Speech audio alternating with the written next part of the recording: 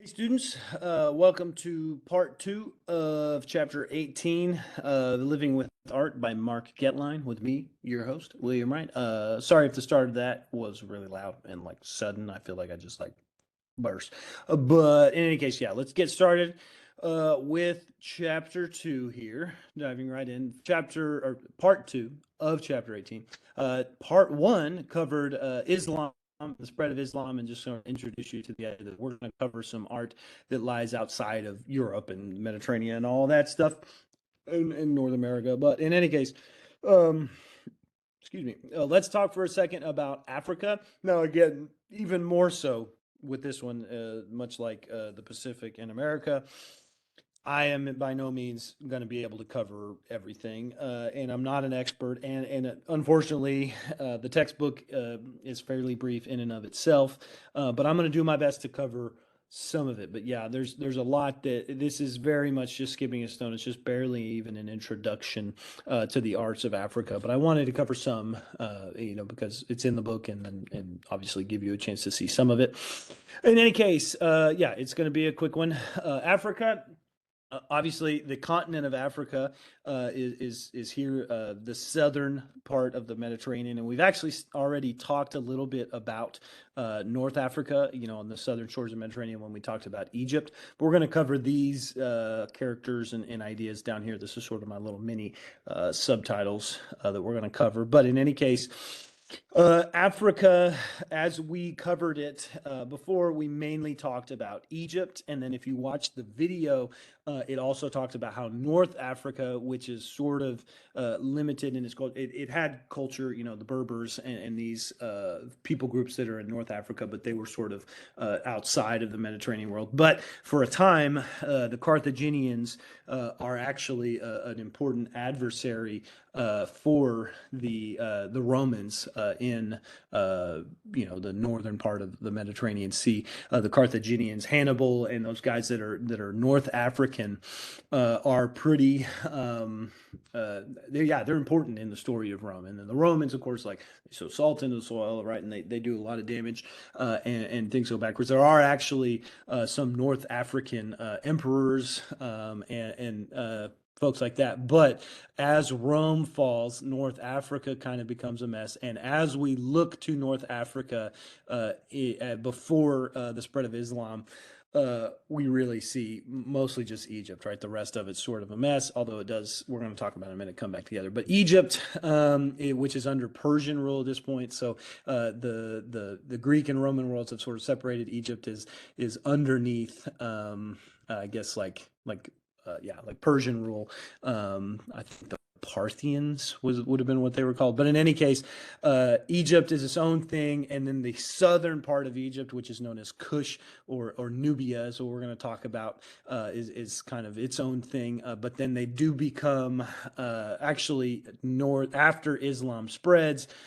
Egypt becomes more united with the Arabian Peninsula. That's what we're looking at here. The Fatimids actually unite the western part of the Arabian Peninsula with Egypt and across North Africa, and eventually that will become the Abbasid Caliphate, which I think is the one that gets Spain and parts of Turkey under its way. But yeah, so Egypt does become united and begins to become its own culture in North Africa. Um, and really, all I want to highlight, we've already talked about Egypt, but Nubia is actually this area or Kush, as it's known, the southern part of Egypt that kind of becomes its own, in a way, independent culture. Although at different times in history, it's united with Egypt in the new. This is yeah, like I said, Nubia is once called Kush, and when it becomes Nubia, it's a little more united with Egypt. It's south of Egypt, and the big reason we're talking about this Nubia is that it is one of the richest parts of Africa outside of Egypt. That's really the big thing I'm leading to here, and that is because to the west of Egypt, we just have the Saharan desert, and there's this little pass down the Nile towards Sudan and what's south of Egypt that Nubia is basically the only place that has access to. So it is the area through which all the trade went from the Mediterranean and Arab and Mesopotamian and Eurasian world down through Africa. It all goes through Nubia. So trade in ebony, ivory, gold, incense, and leopard skins came from Egypt to go south and west, and it made Nubia very rich. So we look at Nubian art; it's very similar. It's obviously clearly has a connection to Egyptian art. This is from the tomb of ooh, Amanishakheto. Right, I probably shouldn't say it if I don't already know how to say it, but it's the Queen of Kush at one point, and she has this ornament that, again, very clearly is connected to the sun deity Amun, which is very similar to the Egyptian deity, and represented by the ram's head here. The gold, obviously, again, indicative of the wealth of Nubia, and that sort of Egyptian and broader, Mesopotamian world goods. They're coming through Nubia, making it rich, but there's also from Africa going through Nubia upward towards Egypt and Europe is ebony. From the Makonde people here, we see these figurines carved out of ebony, which is a wood that's specifically found in Africa. It's this dark, dense wood that can be carved into really, intricate, very cool figurines. And these figures originate from the Makonde from Mozambique, southeast of Egypt, but ebony is, throughout the continent. But in any case, that talks about Nubia, which again becomes that main conduit through which, up until the spread of Islam is kind of the richest area of Egypt. However, that begins to change when, again, the Berbers are this group of people that populate the Saharan Desert and the area north of the Saharan Desert. And they're the people, they were south of the Carthaginians. They're the people that the Romans had to deal with. And they were a lot of times considered like barbarian. I think that's part of where Berber, it comes from, Romans not being able to understand the speech patterns of people that were other. And so the Berbers get their name.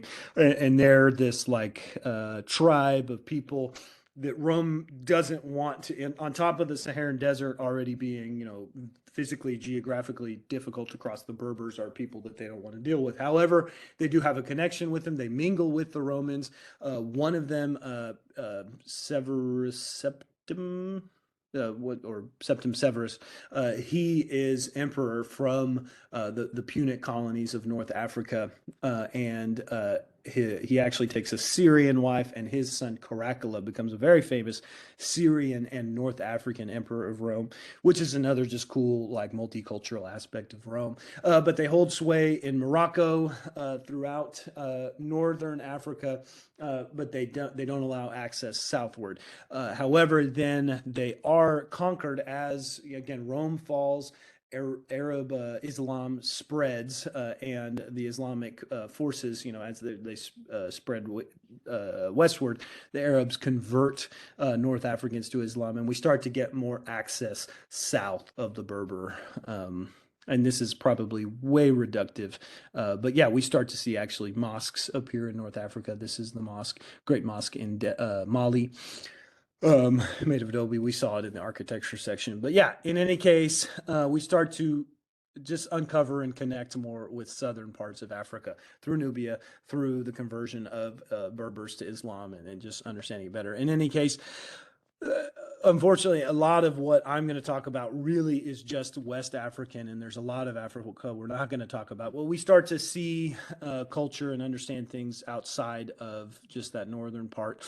In any case, we're going to start by talking about the Nok culture on the west coast of Africa in Nigeria.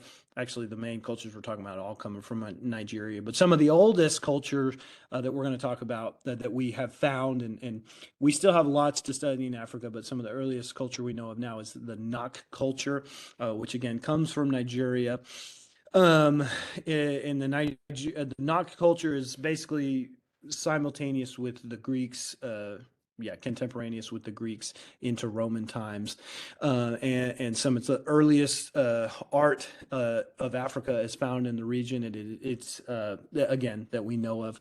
It is found in the region. It has these characteristic D-shaped eyes. This is very typical Nok culture, sort of flat faces and the D-shaped eye development, or the sculptures. Its influences later arts of Benin and Yoruba cultures that come to be in Nigeria. It does also, this is a time when ironworking during the Roman period, ironworking does get through the Berbers down to Nigeria, and so we start to see some metalworking happening in Nigeria, and we get an indication of the spread of the knowledge of ironworking from 500 to, like I said, 500 BC to 200 AD. We know that it gets through the Berbers from Carthage, from the Romans down through the Berbers to Nigeria. And then after that, up until 700 AD, or about the time of Islam, we know that it spread south into South Africa, most likely through it goes to Nigeria first, then spreads to South Africa. And we think it follows that it most likely is because as the culture spread and Nigerian culture grew, as the culture of ironworking spread and Nigerian culture grew, there was a people known as the Bantu who moved out of Nigeria and spread southward. And you can look at the spread of Bantu speakers from Nigeria into South Africa, and time-wise and geography-wise, it follows the spread of ironworking through South Africa. So it's very likely that the Bantu spread ironworking across Europe. They kind of finished the spread. But in any case, we're going to look at some ironworking and metalworking later. But the Benin is a culture that we talk about kind of developing as a major power after the Nok culture. And actually, it continues today. Benin culture begins around the 1200s, but again, continues today.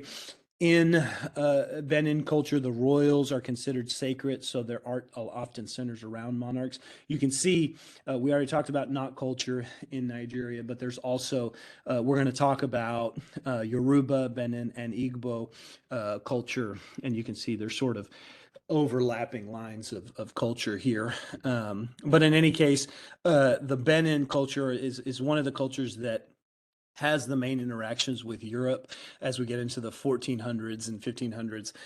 Benin culture, there's a lot of interaction with Europe, and then of course that leads to some terrible years in world history later on when that relationship is taken advantage of. But in any case, it develops, and we do at least have some art, and we understand some of their culture. Although while they maintained the Benin specifically maintained a mostly good relationship with Europe, they were sort of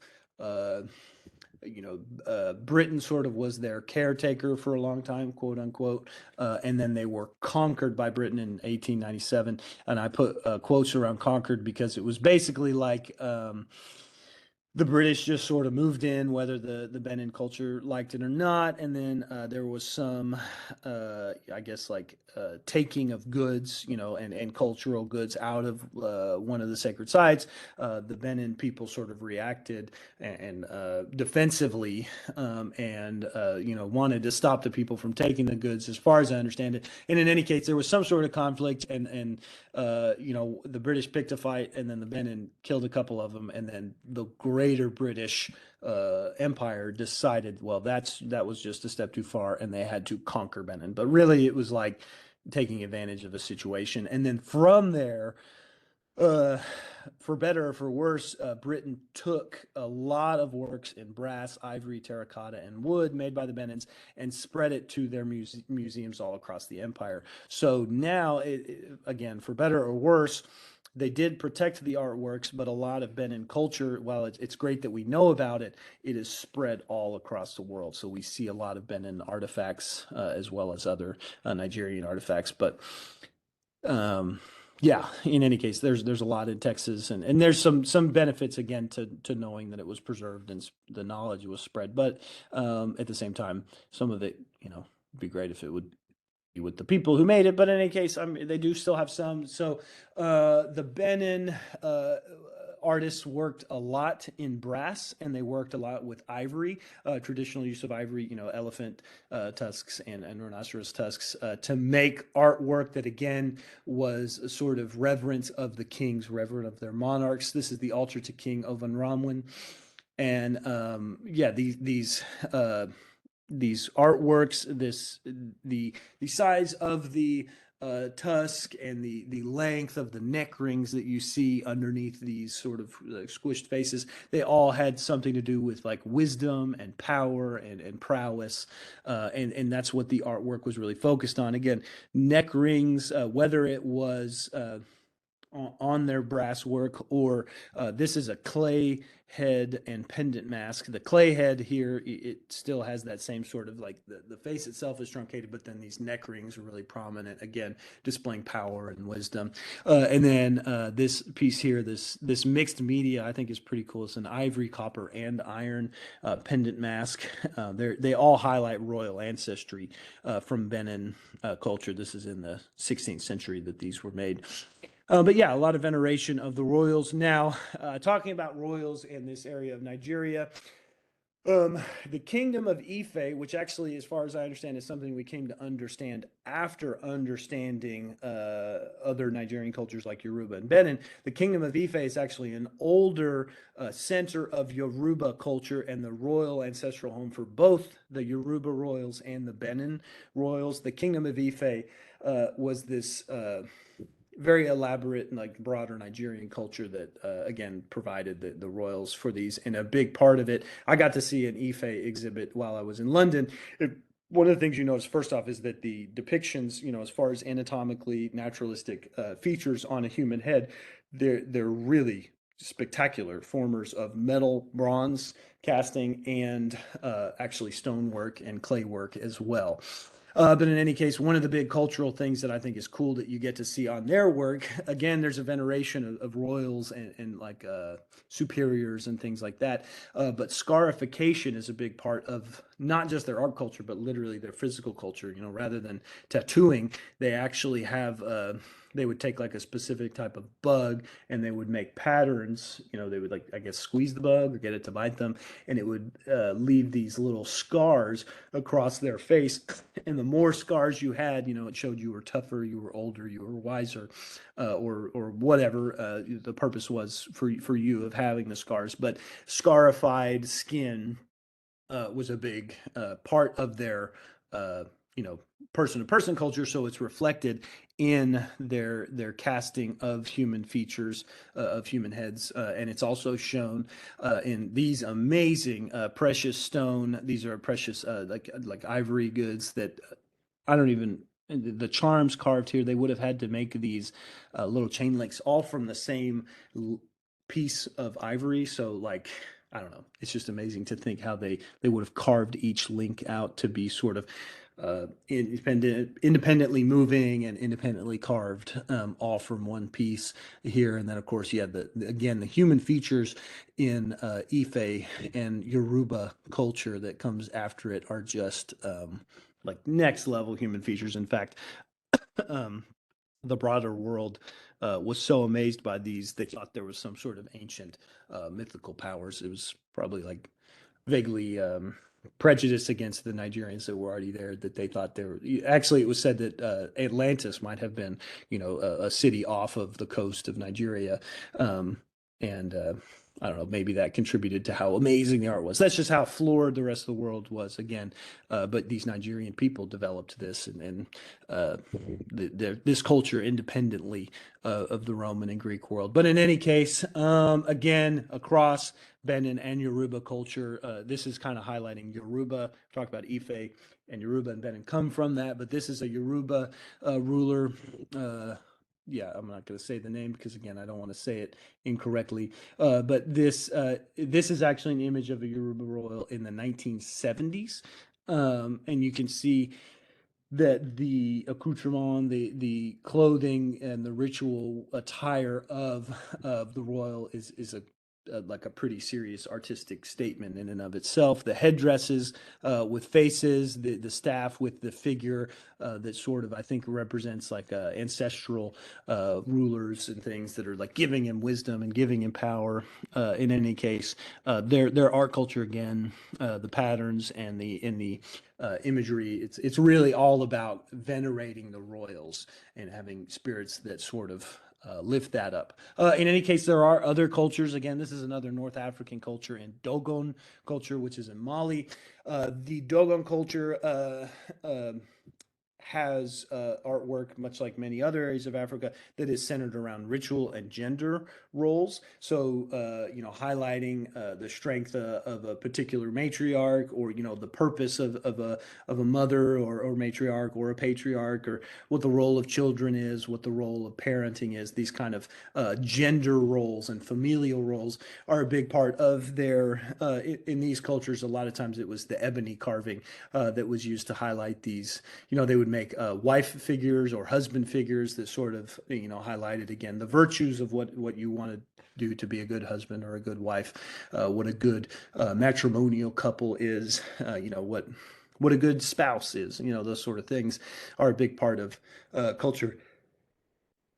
Sorry. Wow, that's going to be embarrassing, but I don't want to cut it out. So that's too much work. In any case, excuse me. Yeah, we see ebony carving that again highlights these gender roles, some spiritual roles as well. In the Congo, we see art and spiritual art or medicine art. Right? This kind of goes back almost to, like we talked about, the Navajo and their like rituals around medicine. That they make art and they pray while they do it, and this makes a thing. And in the case of the Congo, and then we're going to talk specifically about the Nkondi figures. The Nkondi power figures are simple wooden figurines that have materials added to them by ritual specialists to give them power. So basically, they put nets over them, and this represents being a hunter of bad spirits. They put weapons in their hand. This represents being a hunter. They actually will also give offerings of like crazy concoctions. Actually, this is where I'll say that in the springtime or of 2022, I got to go see in Fort Worth. They had an amazing exhibit of just hundreds of African goods in the Kimball. And it was a paid exhibit. And if they had kept any of it there, it's well worth visiting the Kimball to see just awesome African art and talk about the purpose. And they had some Nkondi figures. They're also way bigger than I realized. They're like half the size of a person. Some of them are massive, almost full size, like the size of a child. But in any case, these figures, they would put, like, I read one that mixed up like ground up like jaguar body parts, and then like special plant minerals, or and then materials like copper or something, and then they would make this like concoction, and then they would put it inside an offering plate for the Nkondi figure. And if that didn't work, they would also take nails and pound it into the feet or hands of the Nkondi figure. And this was all of these offerings, all the nets, the weapons, the nails. It was all to try to get the Nkondi spirits to sort of help them out in some way in the world. I think it sort of reminds me of like voodoo dolls or something like that. But again, that may be reductive, and I'm not sure there's actually a connection, but there may be something there. But in any case, they're pretty cool little spirit figures. Now, in kind of closing, I want to talk about some of the masks and masquerades of Africa. So throughout Africa, masks are a big part. This was another thing they had a ton of in that exhibit in the Kimball, were the Nowo masks. But in the case of most masks across Africa, these masks represent spirits, ancestors, or ideals and rituals such as funerals or coming of age, transitional times. So in this case, we're looking here at a Nowo mask for the Bundu Sowi people in Sierra Leone and Liberia. And this was a type of mask I like to talk about, in Sierra Leone. This was one, this image is of the Temne people, but this whole Noah mask is basically the idea of a spirit guide that takes a female through the passage from childhood into adulthood. It shows the ideals of feminine beauty. I like to actually think of it as something that like they would have worn almost, if you know about quinceañeras or like a sweet 16 party or a bar mitzvah. It's all this sort of same idea, but in this case, it's oriented around the transition, of females in the culture. And some of the things that we see, first off, it's made of ebony, which is, culturally, important, and it's exclusive to that area. The rings of the neck, besides being kind of, again, tied back to some of the other cultures that had neck rings as part of their visual culture in Africa. In this case, it also represents a chrysalis or a cocoon, and I guess that could be part of what other cultures used it for, but in essence, it was just about growth, right? But also in the case of the Noah mask, it's sometimes said to represent the rings of a pool of water as one emerges from the depths. So the water is like childhood. The woman emerges from the depths, and the ripples around her neck as she comes into like the world, into womanhood, is what's represented in the neck. Is one of the stories. One of the cultures talks about. The white band around the top represents empathy for the girl. The other female figures in the community will guide her through the rituals around the Noel mask. And in any case, it's a masquerade that again represents almost something like a bar mitzvah or quinceañera. Yeah, it's pretty fun and cool to learn about. Now, the other kind of masquerade that I want to talk about, circling back to the Igbo communities of Nigeria, this huge headdress, the ihile mask. It's basically like a giant costume, and what it is during funeral processions, the burial ceremonies of important people in Igbo, they put on these giant headdresses, these giant masks that, if you look, have all these figures on them, and it's supposed to be all of the ancestors of the figure, right? All the ancestors of the community, sort of guiding the person who has died or who's deceased into the afterlife, and it's sort of a celebration of this transition from life to death. And they want to represent the spirits in this ritual. So there's always a character or a person who puts on the giant headdress and has this is part of this masquerade, or maybe several, or there's probably some cultures that do it as like a single mask and several people dress up. But in any case, masquerades are a big part of this culture. Several cultures across Africa, and it's kind of how I wanted to close the chapters on Africa. We'll talk later about other masquerades, but here you get to see the patterns and the fabrics that are common to some of the African ones. And again, this is the Igbo community. But in any case, like I said, that kind of ends the chapter on Africa. I did tell you it was brief. We don't get to cover every country in Africa or every region even, as according to the text. And that kind of just skipped a stone, just got started. I hope you enjoyed that. That was part 2 of chapter 18, and that wraps up the chapter. That's the chapter on Islam and Africa. And yeah, I hope you enjoyed it. I will see you again soon. Thanks.